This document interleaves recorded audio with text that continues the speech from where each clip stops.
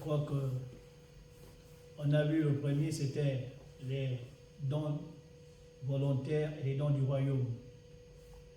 Nous parlons du royaume des cieux. Et le royaume des cieux est un royaume au-dessus de tous les royaumes. Alléluia. Je crois que quand le Saint-Esprit a présenté le royaume à Marie, il a dit son règne est éternel. N'est-ce pas? Amen. Son règne n'a pas de fin. Et il a démontré par sa vie, tout au long de sa vie terrestre, il a démontré qu'il est un roi qui n'a aucune faute et qui ne veut que le bien-être de son peuple. Déjà, la venue de Jésus nous demande combien de fois nous sommes précieux pour lui, à quel prix, quel est le prix que nous avons à ses yeux, combien il attache assez d'estime pour chacun d'entre nous. Amen. Parce que c'est l'autre, le Dieu le plus élevé. Il n'y a aucun autre Dieu en dehors de lui. Mais que Dieu aille de sa demeure pour se mettre avec les hommes, démontre combien de fois nous sommes précieux. C'est vraiment la plus grande marque d'estime. Que Dieu vienne manger avec un homme, partager avec un homme, s'asseoir, comprendre ce que l'homme éprouve et traverse, vivre les mêmes mots que l'homme vit, c'est la plus grande estime d'amour. La plus grande marque d'amour, je veux dire. Alléluia. Amen. C'est une très grande estime. C'est une très grande marque de distinction. Et cela, c'est naturel que cela élève un peu le doute, de colère dans le cœur du diable. Dieu choisit.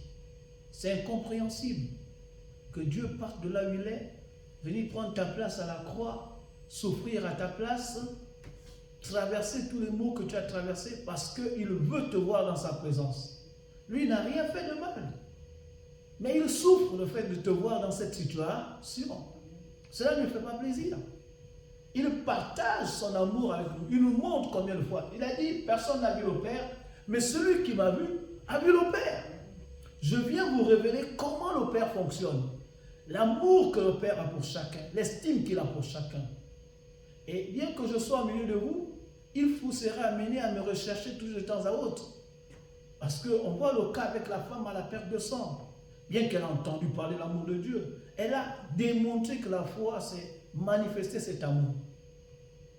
Et Dieu n'attend que nous manifestons cet amour envers lui. Ce n'est pas qu'il est loin de nous. Il est avec nous. Nous partageons la même vie avec lui. Nous sommes membres de son corps. Ce qui est un problème, c'est qu'on a du mal à croire et à admettre ce que nous sommes en Christ. Vous voyez, on est un peu comme le peuple d'Israël quand il sort de l'Égypte. Ils ont du mal à croire à la liberté. Ils ont du mal à admettre qu'ils sont libres. Ils ont du mal à accepter cette liberté. Ils étaient habitués à la dépendance. Mais là, le fait de changer de maître, et ils se disaient toujours, non seulement on va dépendre, mais on a le mérite. Dans la servitude, il n'y a pas de mérite. Alléluia. Non, il n'y a pas de mérite. C'est quand on est libre qu'on cherche à manifester son amour à Dieu. On ne peut rien faire pour le récompenser. Amen. Et la seule chose qu'on peut faire, c'est croire, admettre les voies par lesquelles il nous amène, agir de ce qu'il a préparé pour nous. Alléluia. Amen. C'est pourquoi, il dit, si nous arrivons, si quelqu'un croit que Jésus est le Fils de Dieu, alors celui-ci a la foi. Il est né de Dieu. Et sa foi l'amène à triompher du monde. Parce que ce n'est pas facile de croire que cet homme assis qui mange avec moi et Dieu, c'était vraiment pas facile. Seul Dieu donnait cette capacité à ceux qu'il a choisis. C'est pourquoi il pouvait dire, nul ne peut venir à moi si Dieu ne l'a appelé. Alors nous devons être heureux déjà, du fait que Dieu nous a révélé son Fils, ce qu'il a caché à certains, mais à toi il fait l'honneur de le révéler à ta personne. Tu dois vraiment t'estimer la femme, l'homme le plus heureux. Le fait que Dieu t'a donné un trésor, Dieu l'a caché aux uns, mais à toi il le révèle. Je me rappelle, Paul disait que Dieu a caché cette sagesse aux sages, mais il a révélé aux petits enfants. Et Dieu prend les choses viles pour confondre les sages. Cette sagesse, Dieu l'a cachée à certains, mais à toi Dieu a fait grâce de l'avoir entre tes mains. C'est un privilège, c'est une joie que d'avoir le Saint de Saints au sein de ta vie. Croyez, c'est une joie. Amen. Est-ce que ça va? Amen. C'est pourquoi, quand je chante ce chant, cet ami connaît mes alarmes. Quelles que soient les difficultés que je traverse, il ne me laissera pas, il ne m'abandonnera pas. Il est toujours à mes côtés. Ce n'est pas qu'il n'est pas capable, il a déjà tout accompli. Le problème n'est pas lui, le problème c'est moi. Amen. Amen. Quelqu'un m'a appelé, il m'a dit, maman, je traverse ces difficultés. J'ai dit, maintenant, la seule difficulté, c'est de pouvoir lever ta main et ouvrir le robinet. Tu as une pompe dans ta chambre, et là, c'est l'eau de source, et tu veux boire l'eau, et tu dis, j'ai la difficulté. Non, la seule difficulté que tu éprouves, c'est de lever ta main, c'est de te lever là où tu es, pour ouvrir le robinet. Une fois que tu es rassuré qu'il y a l'eau dans le robinet, que c'est l'eau de source, mais tu transformes ton gobelet, tu ouvres ton robinet. Or, avec Christ, la seule effort que nous avions, c'est d'arriver à croire. Amen. Amen. C'est de croire. C'est quand on croit qu'on voit les merveilles de Dieu. C'est pourquoi nous avons entamé le thème pour démontrer que les premiers prophètes n'ont pas été des paresseux. Dieu n'aime pas la paresse. Et Dieu n'apprécie pas la paresse. Dieu apprécie la foi. Et la foi te rend active. Il dit, celui qui croit que Dieu existe fait une chose. Il ne s'arrête pas à croire, mais il le recherche. N'est-ce pas? Et ceux qui recherchent Dieu, c'est cela que Dieu récompense. On est d'accord?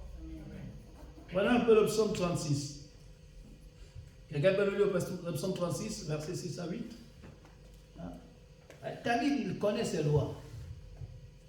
Ceux qui le cherchent le trouvent.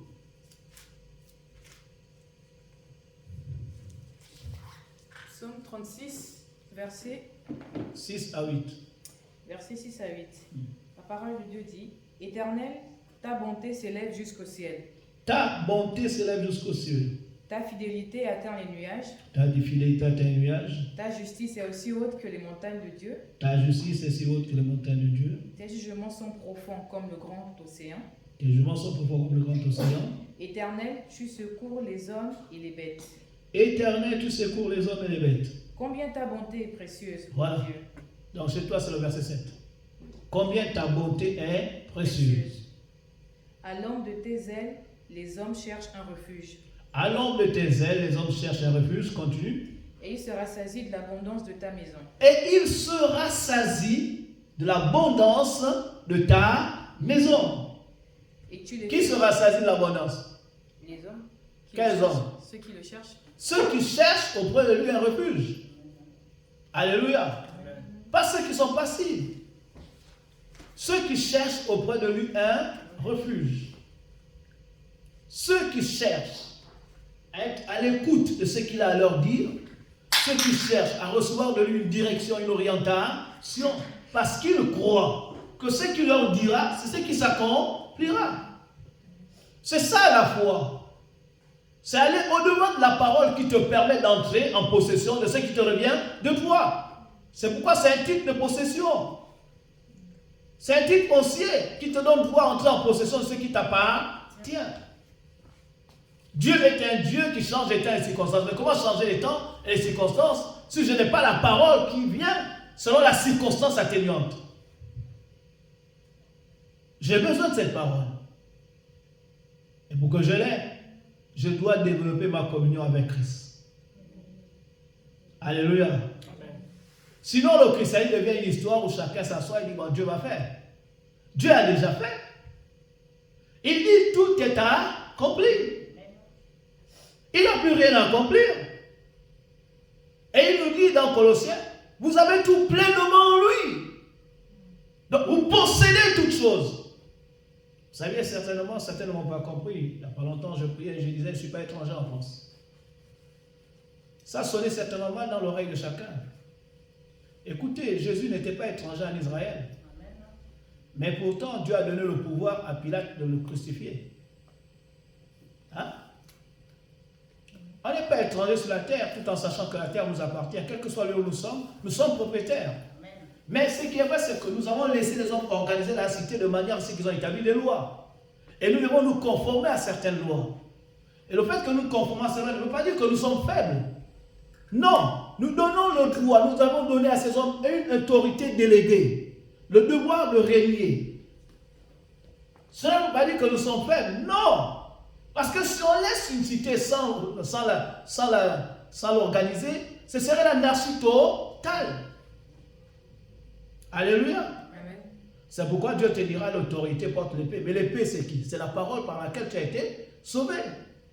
C'est la parole par laquelle tu as été régénéré. C'est la justice de Dieu.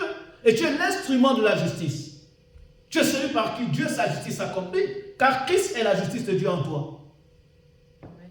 Alléluia. Amen. Donc tu dois t'informer de ce qui te revient de droit. Et jouir de ces droits. Faire valoir ces droits auprès de ton Père. Jésus a dit à son Père, avant qu'il affronte Pilate, il a dit quoi? Père, non pas ce que moi je veux, de toute manière, il voulait bien dire, ah bon Père, laissons ça, oublions cette affaire. Mais après il dit, que ta volonté soit faite. Non pas ce que je veux, c'est pour ça que je suis venu. Et quand tu arrives devant Pilate, il dit, mais moi je suis le roi. Mon royaume n'est pas de ce monde. C'est pourtant, il est celui qui règne, même celui qui est dans ce monde. Mais il dit, la volonté du Père doit s'accomplir. Alléluia. Lorsqu'on est informé, on est exercé, on est prêt, quelles que soient les décisions que les hommes peuvent prendre, cela ne peut pas affecter ta vie. Le plus important pour toi, c'est d'avoir une bonne relation avec Dieu. Alléluia. Alors, vous voyez Joseph qui arrive comme un esclave en Égypte, mais qui termine gouverneur d'Égypte. Ce n'est pas une faveur. Non, ce n'est pas une faveur de la part de Pharaon. Il est bel et bien le gouverneur d'Égypte. Hein? Ce n'était pas une faveur. C'était son poste. Bien avant qu'il arrive en Égypte, il savait qu'il devait gouverner. Qu'il était appelé à régner. Mais Dieu ne l'avait jamais situé là où il devait être. Il a dit que le soleil et la lune devaient se poster devant lui. Et nous savions que le soleil, c'est Pharaon. La lune, n'est-ce pas? On l'appelait Dieu, donc soleil. Et Pharaon s'est prostré devant Joseph, tout en reconnaissant la sagesse qui était en lui. Et il a vu le soleil, il a vu son père et sa mère. C'est naturel. Mais l'Égypte était la plateforme du monde à cette époque. Donc, quand nous avons la pensée de Dieu, nous avons une pensée au-dessus de la pensée humaine. Nous sommes positionnés au-dessus de la pensée des hommes. Parce que nous avons la même position qu'occupe la pensée de Dieu. C'est pourquoi il dit, il nous a ressuscités et nous a fait asseoir avec lui dans les lieux célestes. Étant citoyens célestes, nous devons réfléchir comme les hommes du ciel. Nous ne devons pas être ni accepter d'être un sujet de scandale. Non, jamais. Ce matin, j'ai à Dieu, j'ai dit, je refuse tout scandale. Je ne veux pas être un sujet de scandale. Et je ne veux même pas participer à un scandale. Parce que je suis tellement précieux pour toi que tu ne peux pas admettre certaines choses. Si nous n'arrivons pas à valoriser le prix que Dieu a payé pour nous, ne nous attendons pas à jouir d'une bonne vie. Parce que tout passe par la croix. Alléluia. Amen. Est-ce que ça va? Amen. Donc nous avons vu certains points dans les 7 piliers. Nous avons vu le premier pilier qui est le don du royaume. Et nous avons vu que les dons du royaume sont les dîmes. C'est ça? Non, ça sont les dons volontaires. Alléluia. Amen. Les dîmes, les offrandes volontaires, la prospérité, les sacrifices et tout le reste. Mais j'ai cru entendre que maintenant, c'est la nourriture solide. Est-ce que, bon, moi je vais vous amener au lait, c'est pas un problème pour ça. Donc, alors là, vous n'êtes pas encore prêt à prendre de lourd. Parce que ça peut sembler être une injure pour vous. Hein? Donc, il est important de comprendre quand même ces choses. Nous avons eu le pilier. Nous avons parlé des dons du royaume. Les dons du royaume, c'est quand Dieu prend la peine de te faire comprendre ce qu'il attend de toi. Nous avons vu le cas de Genèse 22. Ce n'est pas Abraham qui prend l'initiative de sacrifier son fils. Autrefois, nous voyons qu'Abraham, à plusieurs reprises, a offert des sacrifices à Dieu. Notamment dans Genèse 13. N'est-ce pas? Alléluia. Amen. Genèse 12, certainement. Dans Genèse 14, Abraham prend l'initiative. Ce n'est pas Dieu qui inspire ces choses. C'est Abraham qui prend l'initiative de remettre à Dieu sa dîme. Mais par contre, avec Jacob, c'est Jacob qui prend l'initiative tout en émettant un vœu. Et Dieu développe cela dans Deutéronome 12 pour démontrer ce que Jacob avait déjà appliqué avant que la loi ne sorte. Donc, les offrandes volontaires, ce sont des offrandes qu'on nous donne pour approbation que Dieu exauce un vœu. Si bien que Jacob a émis le vœu. Il a expliqué un peu comment il fait, comment il attend, qu'est-ce que Dieu attend de lui. Il dit à Dieu, si tu me bénis, je te donnerai la dîme. Si tu me gardes et tu m'amènes en bonne santé, tu me ramènes. Tu veilles sur moi. Tout ce que tu me donneras, je te donnerai le 10e. N'est-ce pas? C'est un vœu. Est-ce qu'on comprend? Nous avons eu un qui a émis un vœu. Si tu me donnes un enfant, je te le donnerai comme premier-né. Je te le consacrerai. N'est-ce pas? Je le mettrai entièrement à ta disposition. C'est un vœu. C'est ça dit Maël. C'est un vœu. Nous avons vu dans le Proverbe 31, la mère de le roi Lemuel qui dit « Fils de mes vœux ». Fils de mes vœux. Elle enseigne son enfant comment vivre dans le sacerdoce royal. Hein? Comment jouir de sa royauté. Est-ce que ça va? Donc c'est important. C'est important. Et après, nous avons compris que les dons du royaume, ce sont les dons où Dieu te dit, bon voilà ce qu'il doit faire pour mon serviteur. Voilà ce que tu dois faire. Quand Dieu émet la pensée, ce n'est pas toi qui as pensé. Mais Dieu te dit, voilà ce que tu dois faire. Or, nous avons vu que le don éprouve la personne parce que Dieu veut l'amener à entrer en possession de la nature qu'il a préparée pour lui, dans laquelle il a appelé à régner. Est-ce que ça va? Oui. Dieu voulait qu'Abraham ait possession des portes de la mort. Et il lui met à l'épreuve, il le fait passer par la porte de la mort. Il dit, donne-moi ton fils en sacrifice. Tu veux régner sur la mort? Alors offre-moi. Et arrivé là-bas, Abraham lui dit, mais non, Dieu lui dit, c'est pas toi, c'est pas ton fils, mais je vais te démontrer ce qui va se passer. Comment moi je donnerai en sacrifice mon fils pour que vous puissiez avoir le dessus sur la mort. Et par l'offrande du corps de Jésus-Christ, Dieu nous amène à la perfection et il nous donne le dessus sur les portes de la mort. Et il dit, à partir de maintenant, vous possédez les portes de la mort. La mort n'a plus le pouvoir sur vous. Vous êtes passé de la mort à la vie. Est-ce que ça va? Amen. Donc, comprenons cela. Et en deuxième position, nous allons parler du travail. Nous avons vu que le travail est important aux yeux de Dieu. Dieu récompense le travail. N'est-ce pas? Ouais, le seul problème, c'est qu'aujourd'hui, on a la parole, on a les promesses. Mais qu'est-ce que nous avons remarqué? C'est que certains, quand ils ont des promesses, Dieu leur a parlé. Mais ils restent assis sur les promesses. Ils attendent que la promesse s'accomplisse. Les gars courent avec la promesse. Comme le disait mon pasteur, Papa Moussi, il a dit la prophétie est un enfant, un nouveau-né, qui a des oreilles, qui a des yeux qui voient, qui entendent. Mais qu'on doit nourrir, qu'on doit élever. On est capable de le faire mourir comme l'élever. Si bien que Dieu a dit à Abraham, à cette même époque, quand je reviendrai, tu aurais 1 an. Donc si tu gardes la même disposition, n'est-ce pas? Donc on va dire que parce que j'ai reçu une prophétie, je vais aller m'amuser dans le péché. Non, frère. Arrêtons de flatter les autres. La seule prophétie que dans le péché, c'est Dieu appelle à la repentance. Il te dit, détourne-toi. À chaque fois que Dieu a appelé le peuple, il a sonné les trompettes, revenez à moi. Et il a dit au peuple, il allait même jusqu'à dire dans Zacharie, il a dit, toutes les prophéties que mes serviteurs ont libérées à votre égard, ce sont toutes accomplies. Jérémie a parlé de la captivité. Il devait s'écouler 70 ans. C'est une prophétie qui annonçait la captivité d'Israël. Simplement pourquoi? Parce qu'Israël, étant un fils de Dieu, premier-né de Dieu, a commencé à vivre dans la désobéissance, à adorer d'autres dieux.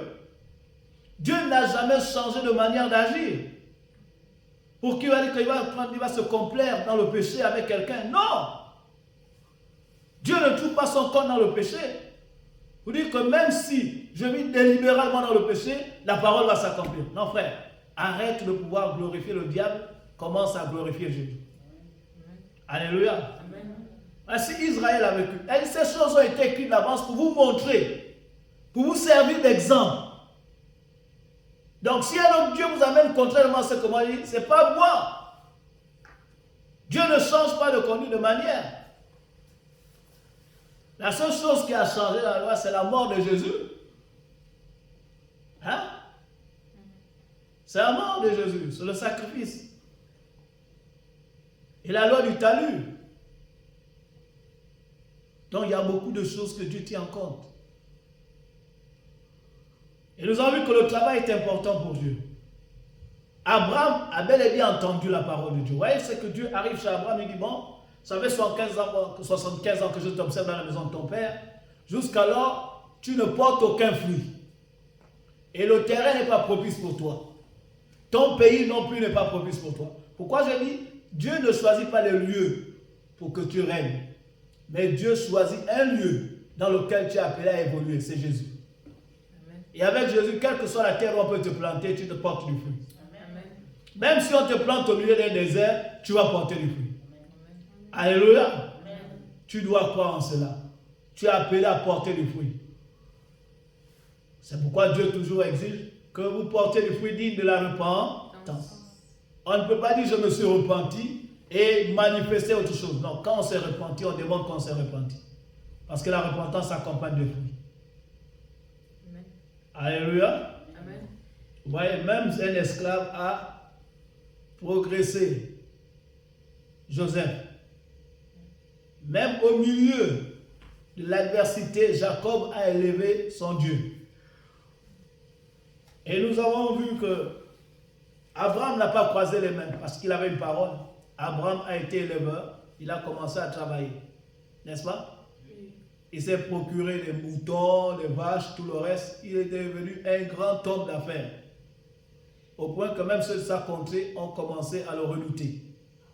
On a vu qu'Isaac, jusqu'à aujourd'hui, il n'y a pas longtemps, je crois que le frère Chaim me disait qu'en ce qui travaille, en ce qui concerne le travail, la ressource humaine, personne n'a pu battre la fortune d'Isaac. Hein? Isaac est entré au milieu d'un peuple étranger. Pour les autres, c'était un étranger, mais pour lui, il était autochtone. Il est propriétaire de la terre et Dieu lui a partagé l'idée. Il a cherché auprès de Dieu ce qu'il fallait faire. Dans quel domaine investir? À comment se rendre utile et faire valoir la gloire de Dieu. Et Dieu lui a dit, la terre est là en sémence. Donc, il n'a pas agi sous son coup de tête. Il a compris qu'on ne peut pas fonctionner sans Dieu. Alléluia. Amen. Dieu partage ses idées avec nous. Il connaît la terre mieux que nous. Il connaît le domaine dans lequel nous pouvons évoluer mieux que nous. Quel que soit l'endroit. Amen. Amen. Et il donne à Isaac, il dit, tiens petit, si comme tu as eu confiance en moi, je te partage une idée. Et quand Dieu te donne une idée, il n'y a pas de concurrent. Il n'y a pas de concurrent, quel que soit le domaine. Amen. Frère, quand Dieu te partage une idée et qu'il te dit agis dans ce domaine, la concurrence va s'éteindre. Peu importe les difficultés que tu vas traverser, Dieu veille sur sa part, il va alimenter sa parole. Amen. Et lorsque Dieu a donné l'idée à Moïse de sortir le peuple d'Israël, quand Moïse a croisé les difficultés, il n'est pas allé vers Pharaon, ni vers le peuple, pour dire pourquoi vous ne m'aimez pas, pourquoi vous ne m'appréciez pas. Non, jamais.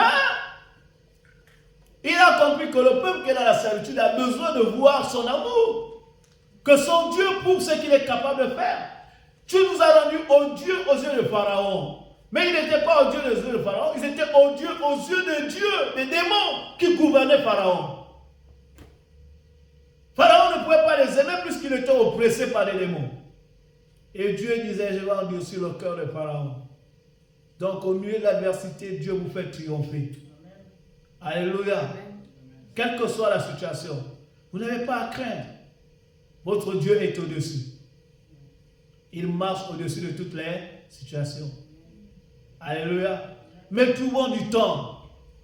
Accordons-lui un peu de temps pour être à l'écoute. Parce qu'il a son mot à dire dans tout ce que nous faisons.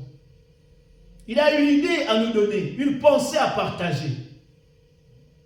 Il y a des moments où nous butons dans nos propres réflexions. Et quand nous butons tellement, nous tombons dans le lieu où on a, dans l'impasse. Et quand nous sommes dans l'impasse, nous ramenons quoi? L'animosité, Tu vas voir quelqu'un, il se lève toujours en colère, il n'a plus la joie. Même rire là, ce n'est pas son... Frère, tu ne peux pas changer les conditions. Quel que soit ce que tu peux dire, ta pensée est limitée. Va vers celui qui a une pensée illimitée. Celui qui amène toutes choses à l'existence. Il est disposé à partager.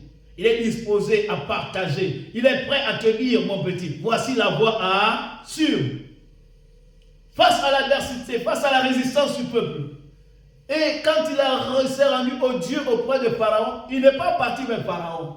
Il a senti que là, la seule chose, c'est apporter le bien-être aux enfants. Il est retourné vers celui qui l'a envoyé. Il a posé la question, pourquoi tu me rends au Dieu? Pourquoi tu as laissé Pharaon? Et Dieu l'a expliqué les raisons pour lesquelles. Quand Dieu veut passer à une vitesse supérieure, il te montre ce qui va se passer. Et avec l'onction que tu as là, ça ne pouvait pas marcher. Je veux t'élever à une onction, à une autre dimension. Pour Pharaon, tu es encore un homme. Je veux que tu sois un Dieu pour lui. Amen. Alléluia. Est-ce que tu me comprends? Amen. Je veux que tu me saisisses bien. Amen. Amen. La communion est fluide. Jésus a payé le prix. Maintenant, chacun peut entrer librement dans la présence de son Père. Être à l'écoute et laisser Dieu lui parler. Quelles que soient les conditions. Dieu parle à nos hormones et les hormones répondent oui. Il parle à chaque situation. Il fallait qu'elle entende quelque chose. Elle avait besoin d'une parole de la part de son Dieu. C'est pourquoi elle s'est battue contre vents et marées. Malgré la marée humaine qu'il y avait, cette femme s'est faufilée au milieu des milliers de personnes qui étaient là. Elle dit, malgré que la perte de sang, quelle que soit la douleur qu'elle éprouvait, elle devait se tenir devant son Dieu et écouter ce qu'il avait à dire. Le lépreux n'a pas regardé à sa condition. Non, il n'a pas accepté la loi pour lui. Il était dit que le lépreux n'est pas entré au milieu du peuple. Mais il a dit, on est dans la grâce. Aujourd'hui, la loi est terminée, on est dans la grâce. La loi m'a rendu service. Et maintenant, Jésus est capable de me purifier. Amen. Il est rentré, même un lépreux a obtenu gain de cause. Qu'est-ce qui peut t'empêcher, toi? Si même lui ne s'est pas senti plus sale que ça, plus rejeté que ça, mais il a senti que Dieu est capable, Dieu l'a accepté, Dieu l'a approuvé, et que Dieu est capable de changer sa condition. Il a regardé au prix que Dieu a payé pour lui. Il a regardé à la valeur que Dieu l'accorde. Et combien de fois Dieu estime sa personne. Et il attendait seulement qu'il prenne une bonne décision. Avec Jésus, tout est possible. Amen. Alléluia. Amen. Alors il n'a pas changé. Il n'a pas changé. Non, le lépreux n'a pas changé. Mais il a été transformé. Alléluia. Il a été transformé. Il nous donne une leçon même. Il a reconnu la royauté. Il a reconnu la souveraineté de Jésus. Et il dit, si tu le veux, car ce que toi tu veux, tu le fais. Dans les cieux, sur la terre, sous la... Personne ne peut s'opposer à ta volonté. Dis seulement une parole, c'est terminé. Tu le veux, je serai pur. Rien n'est limité pour toi. Il n'y a aucune limite. Mais il fallait qu'il soit dans la présence de Dieu pour comprendre combien de fois Dieu est grand. Combien de fois il est limité. Combien de fois sa bonté est éternelle. Amen. Alléluia. Amen. Donc Abraham ne s'est pas arrêté à dire, bon, comme Dieu m'a dit, sors de la maison de ton père, je vais m'occuper de toi. Il s'est accordé avec Dieu. Et Dieu a mis entre ses mains ce qui devait faire sa joie. Lorsqu'il s'est retrouvé en problème d'enfantement, il n'est pas allé consulter un médecin, frère. Abraham est parti voir Dieu. Il a dit, regarde, moi je m'en vais, mais tu as fait de moi un homme riche, mais je n'ai pas d'héritier. Alors j'ai choisi mon esclave pour être mon héritier. Dieu dit, ça ne va pas se passer comme ça. Mais Abraham, tu as 80 ans et quelques, tu vas encore chercher quoi là-bas? Alors Dieu dit, Abraham, ça ne se passe pas comme ça. Bien que tu sois 90 ans, ce n'est pas comme ça, frère. Moi, j'ai prévu pour toi un héritier. Hein? Ami, avec tout ce que la science a développé aujourd'hui, à faire monopause et tout, les Français qui le ont. On ne refuse pas le français. Mais là, il ne s'agit pas d'affaires de français. Il ne s'agit pas de médecine. Il ne s'agit pas de science. Il s'agit du Créateur. Celui qui crée, quel que soit l'endroit. Qui féconde, quelle que soit la matrice. Frère, rien n'est impossible à ce temps. De la Vierge, il a tiré un enfant. Hein? Voilà, même dans le sein d'une Vierge, il conçoit. Amen. Ouais. Moi, je sais où la soeur a pris tous les scientifiques du monde. Le verset a dit non, mon ami Abraham, arrête d'importuner Dieu. Tu as l'âge à monopause. Il n'y a plus de possibilité pour toi. Tu as 100 ans. Hein, 99 ans, Sarah 89. Vous êtes fini. Vous êtes prêts à la retraite. Mon ami. Il y a des gens aujourd'hui qui disent quand je rentre dans ma retraite, même s'il n'a pas besoin, Dieu veut me reposer. Tu vas te reposer, tu as construit. Hein? Alors aujourd'hui, même les retraités au Gabon sont en train de poursuivre leur argent. Alors, une nation où on parle de tonnes de pétrole, tout le reste, on cherche, même les retraités cherchent son argent. C'est le problème. Mais Abraham, Dieu l'a dit, sors de ta maison et de ta part, deux lieux de servitude, dans lesquels ne mets pas ta confiance dans le gain de la maison de ton père, ni dans la prospérité de ta patrie, parce que tu ne sais pas ce qui se passe là-bas. Ils sont gouvernés par qui? Il dit, moi je te donne la liberté, l'opportunité de comprendre que j'ai des projets pour toi. Et Abraham a marché sur cette voie, et qu'est-ce qui s'est passé? Il a eu son enfant. On doit traiter avec Dieu. Alléluia. Amen. Il y a des gens qui ont du mal à passer du temps dans la présence de Dieu. Je me plains de certaines de ces personnes. On nous a enseigné vraiment une manière de prier qui c'est l'anarchie totale. Un homme va venir prier pour le sac, le pantalon, tout. Il n'a même pas terminé avec le paquet. Il est déjà au sac. Mais la femme à la peine de sang, croyez-vous qu'elle n'a pas besoin d'argent? Elle mène la peine de perdre tout son argent. Elle n'est pas partie voir Jésus pour dire non, j'ai perdu tout mon salaire. Hein, si tu peux me remettre le salaire au moins avec la peine de sang. J'ai dit non, le problème qui m'a amené à manquer d'argent, c'est la perte de... Si ce problème est réglé, le reste il va régler. Amen. Alléluia. Amen. Pour qu'une prière soit efficace, il faut qu'elle soit précise et déterminée. Il y a un objectif pour lequel tu cherches Dieu. Alléluia. Amen. Traite d'abord ce sujet et le reste viendra. Quelle est la raison pour laquelle tu tiens devant Dieu? Croyez que Baltimore avait besoin de venir dire, oh Jésus, quand même j'étais impéré là, les gars là se sont opposés, il n'a pas ce temps. Il a seulement écouté, je lui ai dit, laissez-le venir. Il est venu, il a dit à Jésus, toi et moi on a un problème avec lui. Je lui ai dit, qu'est-ce que tu veux que je fasse? Il n'a pas dit, tu as remarqué que tout le monde est passé, il ne m'a même pas versé 100 francs. Il a dit, la raison pour laquelle je suis là, sont mes yeux, je veux recouvrir la vie. Il a été précis. Tous ceux qui ont côtoyé Jésus avaient un objectif. Les apôtres sont partis à Chamonix parce qu'ils ont compris que non, on a vu Jésus marcher avec l'onction. Nous, on a vu Jésus ressusciter. On a vu chasser les démons. Mais quand le type était à nos côtés, le fait qu'il libérait seulement une parole sur notre vie, tout ce qu'on faisait réussissait. Maintenant qu'il est parti, on est dans la désolation. Mais le gars là nous a dit une chose. Vous recevrez une puissance. Ah, allons-y un peu voir ce qu'il a dit. Est-ce qu'il a raison? Ils sont restés 10 jours dans la chambre en train de demander le revêtement de la puissance. Quand il est descendu, l'église a changé. Ils sont partis pour prier pour toutes les choses. Oh, nous, Pierre n'est pas venu révoquer l'affaire de dire non, moi j'ai manqué les poissons et tout le reste. Non, frère. Tous étaient unanimement unis. Ils avaient tous une même pensée, un même désir. Et tous avaient un ministère. Et tous ont compris que l'équipement qu'on a maintenant ne peut pas servir à quelque chose. Ils se sont immobilisés pour une seule cause. Rechercher le revêtement de la puissance d'en haut. Et quand il est descendu, l'église apostolique a démarré et rien n'a pu les arrêter. Amen. Alléluia. Aujourd'hui, on nous fait comprendre que c'est vrai. Ah, nous aussi, on a hérité ça. Mais il n'y a rien, mon ami. Tu es frustré. Et quand on est frustré, c'est la preuve qu'on n'a pas. Alléluia. Amen. Quand on est après les gros poissons, c'est la preuve qu'on n'a pas. Parce qu'ils n'étaient pas après les gros poissons. Regardez leur renoncement. Pierre dit, qu'est-ce qu'on a fait avec vos millions? On n'a rien à faire avec. Trouvez des gens qui sont capables de gérer ça. Frère, est-ce que tu es capable de gérer pour ça, avoir les yeux dessus? Faut avoir savoir renoncer. Et il dit, nous, on va s'occuper de la parole et de la prière. C'était des gens totalement renoncés. Alléluia. Amen. Ils avaient une cause, c'est faire évoluer le royaume des cieux.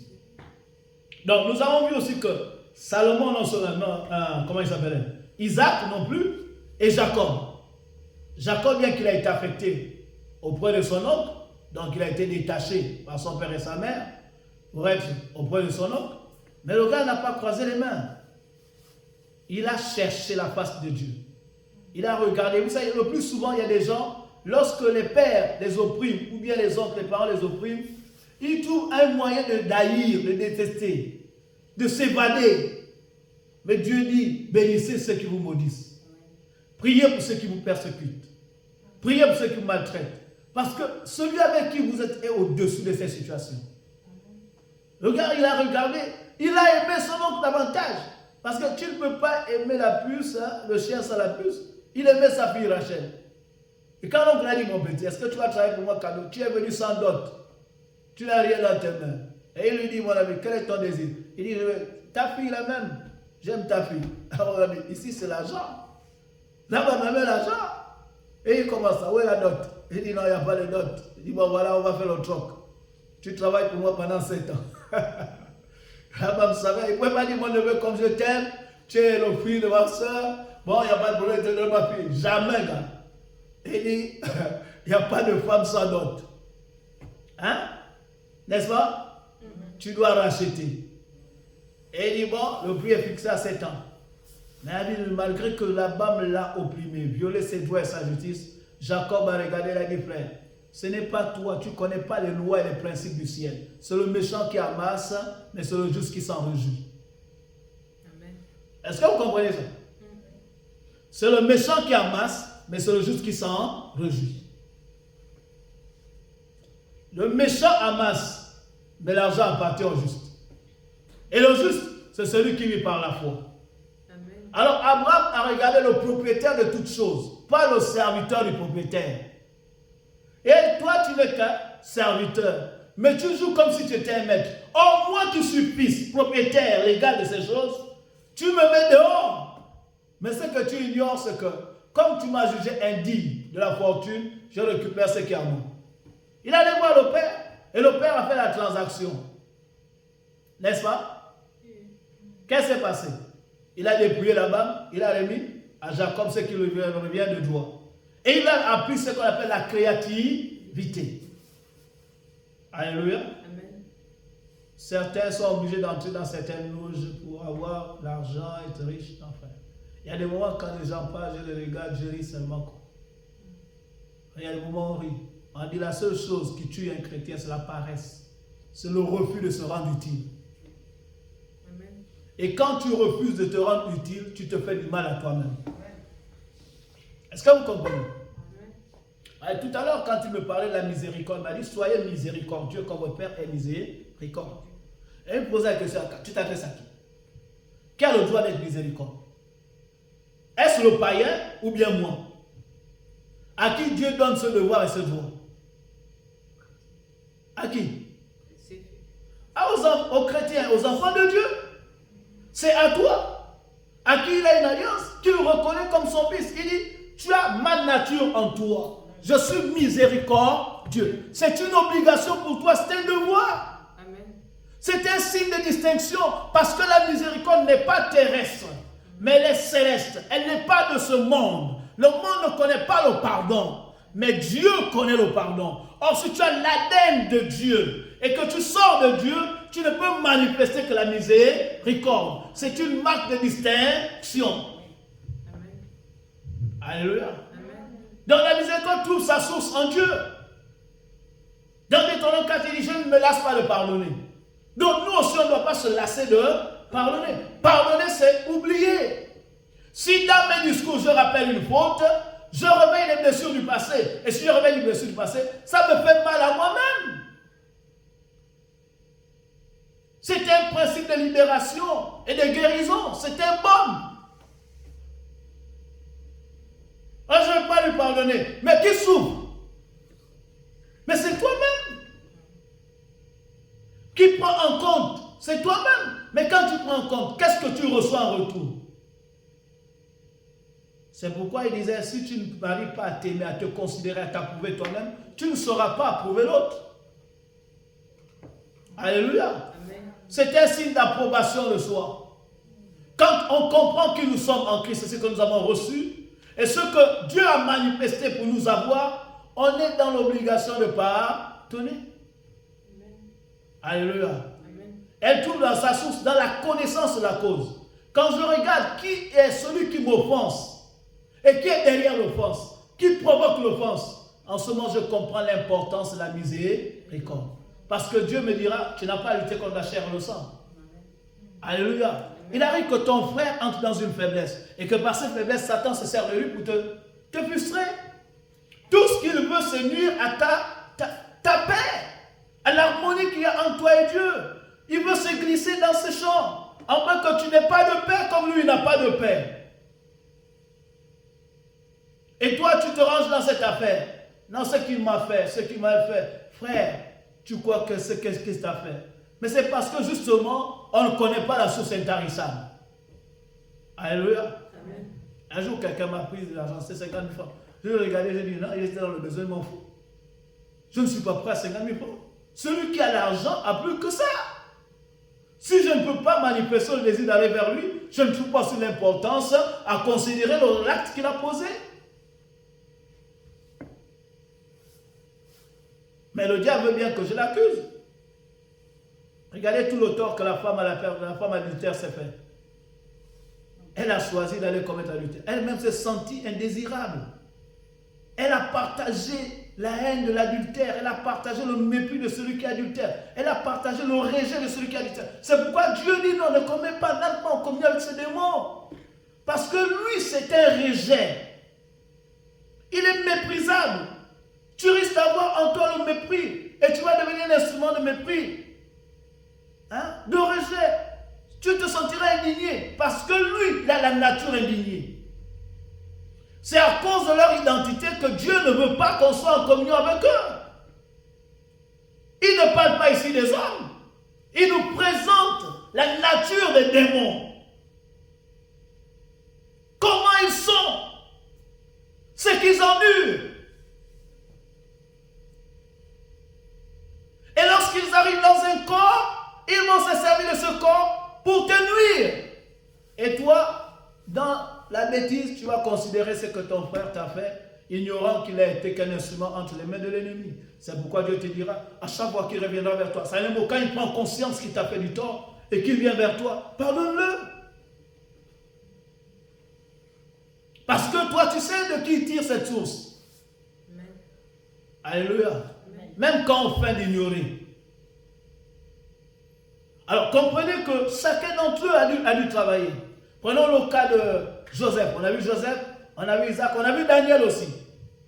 Daniel n'a pas croisé les mains. Il a eu une opportunité. L'opportunité que le roi leur donnait, c'est de gouverner à ses côtés. Waouh! Il a vu quelle perche. Il est rentré de plein fouet. Il a démontré ce qu'il est capable de faire. Avec l'objectif de punir le roi. Oui, quand ils sont arrivés au trône, les gars ont prié pour que le roi ait 7 années en train de manger l'herbe. Ce sont eux que c'est le décret de Daniel et ses amis. Quand quelqu'un devient docile, s'oppose, on cherche la volonté de Dieu pour lui. Plus que tu veux qu'il soit là, qu'est-ce qu'il faut l'affliger comme correction pour qu'il comprenne que tu es Dieu? Il lui a frappé 7 années, il ne mangeait que de l'herbe. Frère, il y a des situations que tu peux vivre, endurer, parce que Dieu veut juste t'amener à la repentance. Amen. Et quand Dieu l'a remis la conscience à l'ordre, le monsieur, un homme animal, vous avez vu ça? Un homme qui se nourrit de l'herbe, c'était la plus grande condition. Et il est devenu un brigand au trône. Mais quand il est revenu, Dieu l'a donné la conscience et a dit, c'est un degré de saint. N'est-ce pas? Et il a reconnu qu'il n'y a pas de Dieu en dehors du Dieu de Daniel. Alléluia. Amen. Donc comprenez que ce n'est qu'auprès de Dieu qu'on peut trouver le réconfort nécessaire. Amen. Alléluia. Amen. À genoux, on va plus vite. Et on reste à l'écoute. Un seul secret de Dieu nous transforme. Mais rares sont les enfants aujourd'hui, on trouve du plaisir à être dans la joie, raconter. Des fois même quand on partage, on a du mal à partager sur la parole. Alors, la conclusion était quoi? Nous avons vu que il y avait 3 piliers. Nous avons vu le travailleur acharné, c'est ça, non? Oui, 4 piliers. 4 piliers, ouais. Mais là, on va voir les 3 travailleurs. Le travailleur acharné, le travailleur ingénieux. Nos ancêtres dans l'Alliance ont manifesté leur attachement au travail. Nos ancêtres dans l'Alliance ont manifesté leur attachement au travail. C'était des travailleurs. 1, c'était des travailleurs acharnés. 2, c'était des travailleurs infatigables. N'est-ce pas? Je crois que c'est dans Galate 6, on dit, ne vous lassez pas de faire du bien. Hein? Car au temps convenable, Dieu te le rendra. Amen. N'est-ce pas? Amen. C'est ça. Fais du bien même à celui qui t'insulte. Ne donne pas à celui qui a la capacité de te donner. Donne à celui qui ne peut pas te donner. Amen. Parce que le monde donne à ceux aussi qui leur donnent. J'ai été content de voir mes soeurs. On ne peut faire le cadeau qu'à celui qui m'a donné le cadeau. Et ça, c'est vraiment être en France. On est français. Donc celui qui ne me donne pas, il ne le donne pas. Là, on est sorti de la science et de l'écriture. Donc, je me suis retrouvé avec les gens qui étaient là. Donc, à un moment, je regarde les autres qui n'ont pas les cadeaux. Ils sont là. Donc, ils se demandaient, ils vont prochainement, assurez-vous quand même de la liste des personnes qui seront là présentes. Parce que sinon, les autres risquent d'être lésés. Hein? N'est-ce pas? Dieu soit loué qu'ils ont quand même eu des pulls. Mais on se voyait les cadeaux circuler l'un à l'autre sans comprendre ce qui se passe. Non? Hein? Comprenons, soyons chrétiens. N'est-ce pas? Genre, je ne suis pas contre vos machins, mais comprenez quand même que c'est un mouvement mondain. Hein? Si on peut l'appliquer, appliquons-le à tout le monde, à tous qui seront présents.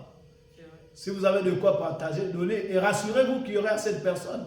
Il y a la sœur, je crois, c'est Estelle qui a dit, l'année prochaine, c'est chez elle. Demandez à la sœur Estelle, demandez la liste des personnes qui sera et ce que vous pouvez offrir à certaines personnes en attendant que vous partagez toujours vous-même.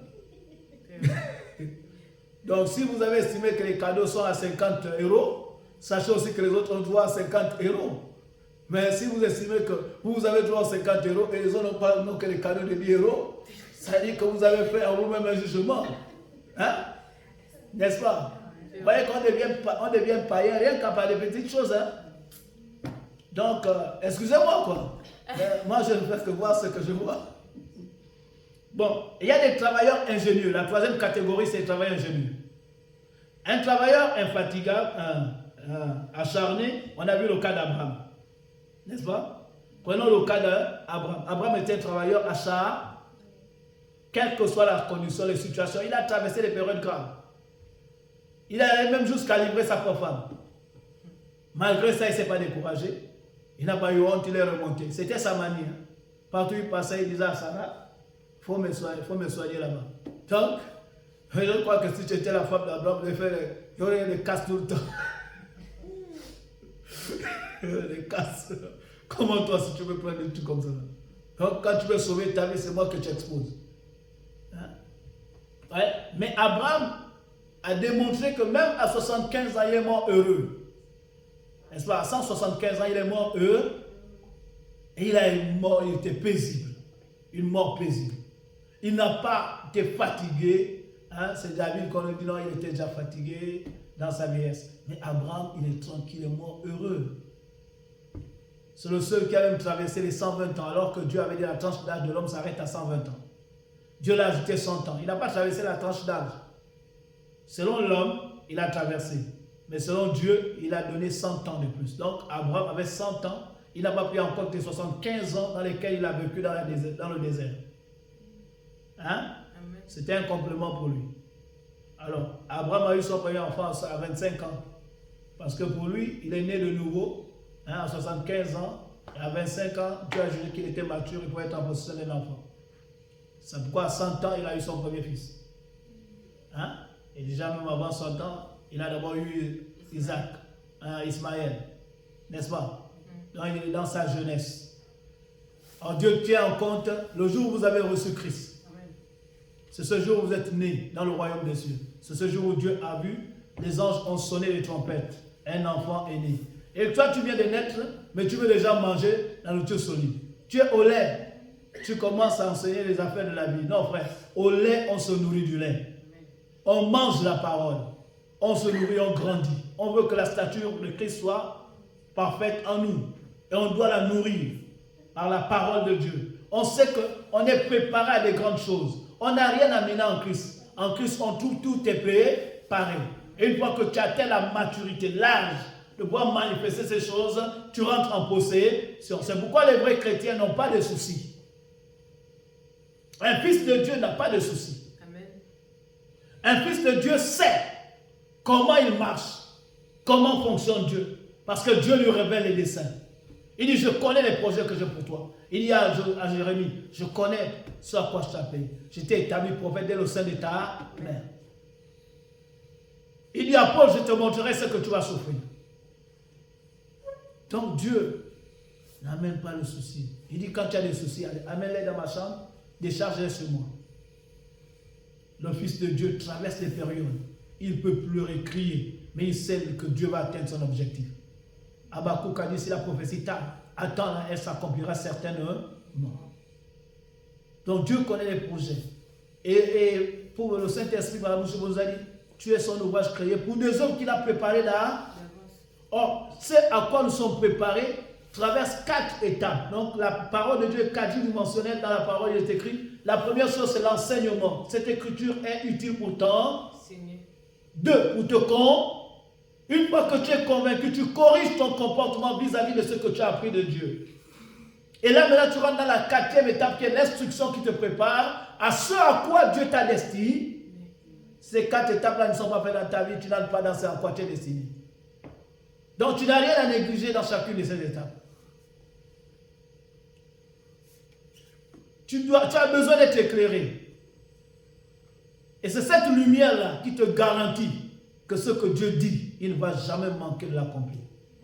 C'est pourquoi Abraham pouvait dire, celui qui m'a fait la promesse, il n'avait que 25 ans, est capable d'accomplir sa promesse. Il dit, si mon corps extérieur se détruit, mon homme intérieur se renoue, il se renouvelle.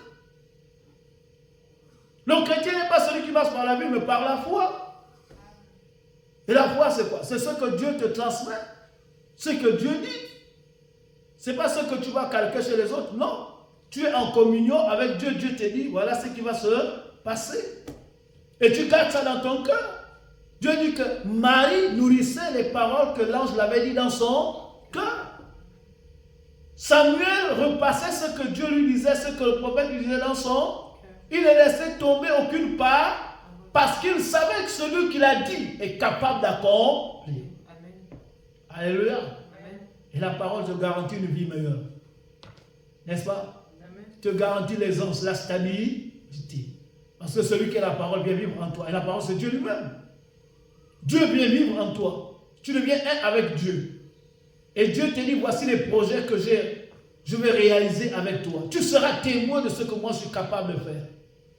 Tu ne peux pas célébrer ma joie si tu ne me vois pas accomplir ces choses. Donc, tu n'as pas besoin de t'inquiéter. Il t'a dit, fais-moi connaître tes besoins. Alléluia. Fais-moi connaître tes besoins. Je suis ouvert à tes besoins. J'apprécie ta compagnie. J'apprécie ton amitié. Je te veux parce que j'ai des idées pour toi. Donc, avec Dieu, on ne peut pas échouer. Amen. Alléluia. Amen. Avec Dieu, on ne peut pas échouer, frère. Non, frère. C'est vrai. On a le travailleur, quoi? Acharné. On a vu Isaac, infatigable. N'est-ce pas? On a vu malgré toute l'adversité. Il ouvre un puits à gauche, on l'attaque. Tu as vu? J'ai ma soeur dans la salle, elle est battante. malgré tout ce qu'on a pu dire, elle a ouvert une clinique à Franceville, elle s'est imposée au milieu, et elle fait travailler son affaire. Elle n'a pas dit je suis étrangère, elle a dit le Gabon appartient à tout le monde, je suis fille de Dieu, je dois me rendre utile.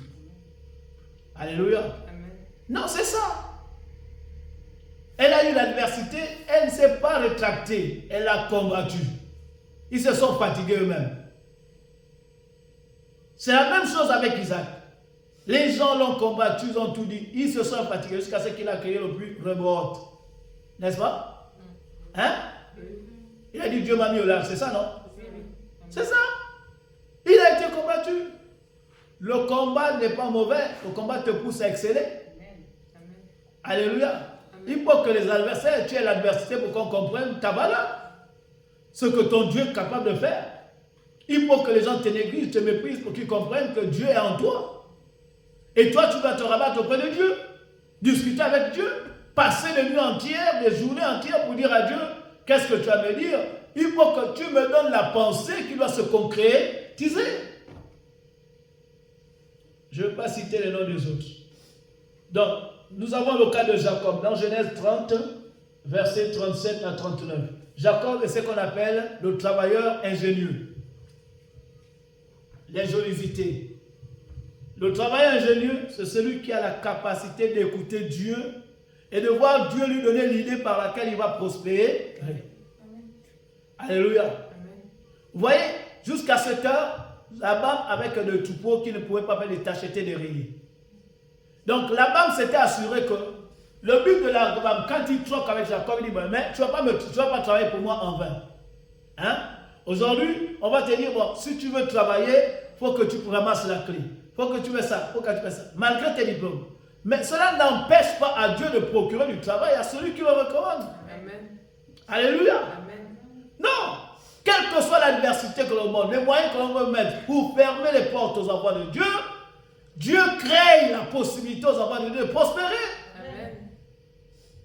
Et il dit, malgré l'adversité, que la haine que témoignaient les démons dans le cœur de Pharaon, qui a parmi Joseph, et il devenait plus encore puissant et se multipliait. Malgré qu'on les tuait, il se multipliait. Est-ce que ça va? Amen. Dieu n'est pas arrêté par les flancs du démon. Non, il avance. Il faut avancer avec lui. Amen. Quelle que soit la situation, on avance. Alléluia. Est-ce que ça va? Amen. Ça va. Alors, nous avons le travailleur ingénieux. Donc, le travailleur ingénieux, c'est le cas de Jacob. Jacob va dire, là-bas m'a mis quelque chose qui pouvait m'empêcher. C'est que même toi-même, quand tu regardais les brebis, les moutons et tout le reste, et que Jacob là-bas me dit, bon petit, tu vois, dans tout ce troupeau-là, il savait que c'est impossible. Il dit, bon, les tachetés seront pour toi. Jacob regarde le type, il dit, non, mais ce type-là, vraiment, il est grand. Il a tout fait pour démontrer que je dois dépendre de lui. Je ne dois pas sortir de son enclos. Mais ce qu'il ignorait, c'est que Jacob avait une étroite collaboration avec Dieu. Lui, il ne dépendait pas de Laban. Il allait vers Dieu pour dire, bon, voilà ce que Laban m'a dit. Toi, tu penses quoi? Dieu dit, ah, Jacob. C'est ça, on peut créer la situation. Les tachetés veulent dire quoi? Prends les feuilles de palmier, tu mets quand les moutons vont entrer en chaleur. Qu'est-ce que tu veux? Tu mets seulement, c'est tout. Et chaque fois qu'ils vont regarder, il y aurait des tachetés, il y aurait des rayés. Oh, là-bas, ne savait pas que Dieu aussi connaissait les voies par lesquelles on peut contrôler sa parole. Alléluia. Amen.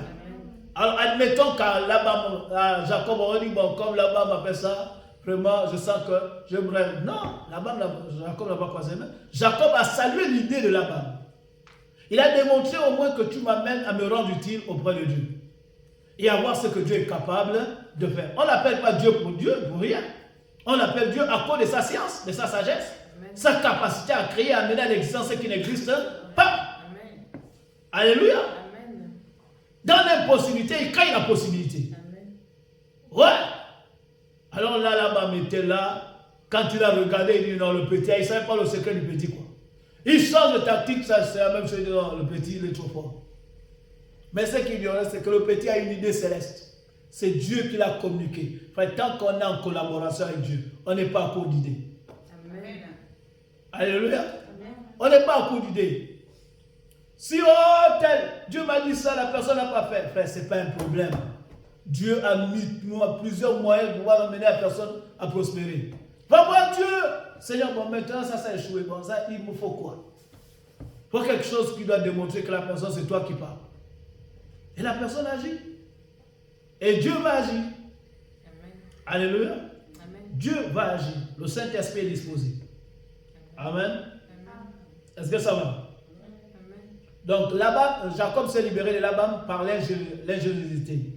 Donc la capacité, le pouvoir de l'invention, de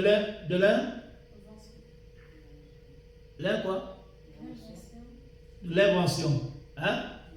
La faculté de combiner les idées. La capacité de calculer, le pouvoir de prévoir les résultats. Donc, ils ont combiné l'idée de Dieu. Jacob a combiné l'idée de Dieu avec sa manière de faire les choses. Il s'est mis à la disposition de Dieu. Ce n'est pas l'idée de Dieu, de Jacob, c'est l'idée de Dieu. Donc, quand 2 Corinthiens 6 nous dit quoi? Nous sommes ouvriers avec Dieu. Nous travaillons avec Dieu. Nous sommes en étroite collaboration. Nous sommes en communion avec le Saint-Esprit. Nous vivons dans le corps du Saint-Esprit. Et il est inadmissible que nous ne pouvons pas être en communion avec l'être qui appartient au corps. Alléluia. Et ça avec fierté, avec beaucoup de fierté. Quand le Saint-Esprit nous parle, il y a des choses que ton œil n'a pas encore prévues.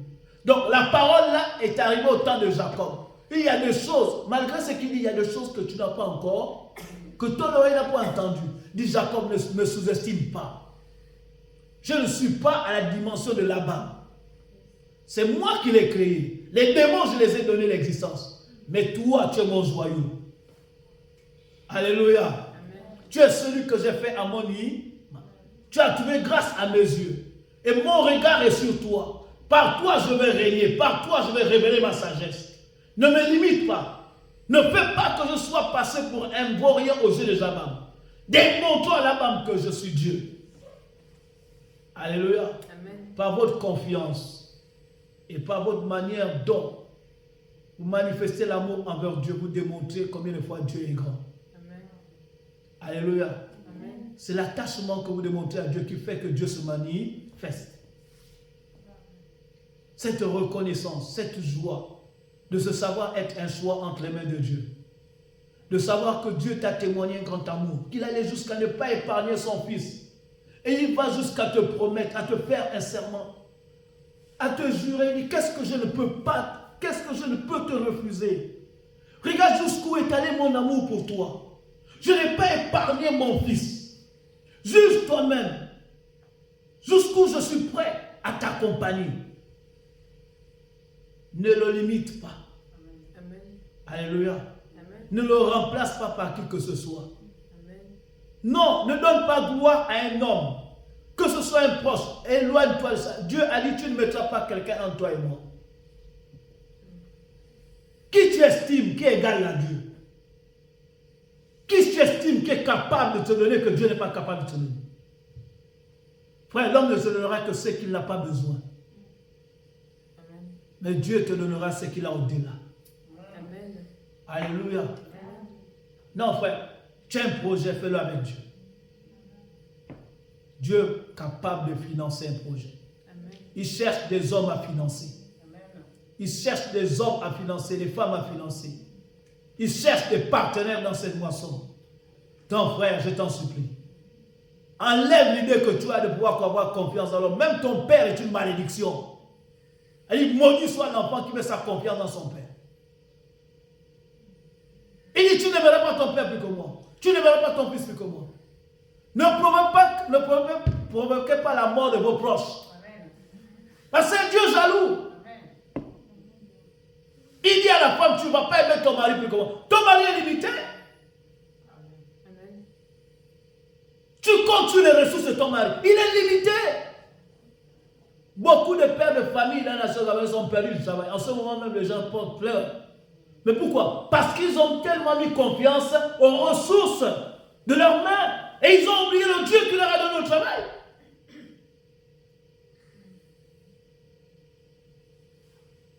Frère, la terre est en voie de disparition. Il y a des choses. Les hommes sont en train de voir comment faire prospérer leur affaire sans l'appui humaine. Ils développent l'informatique. Ils développent l'électronique.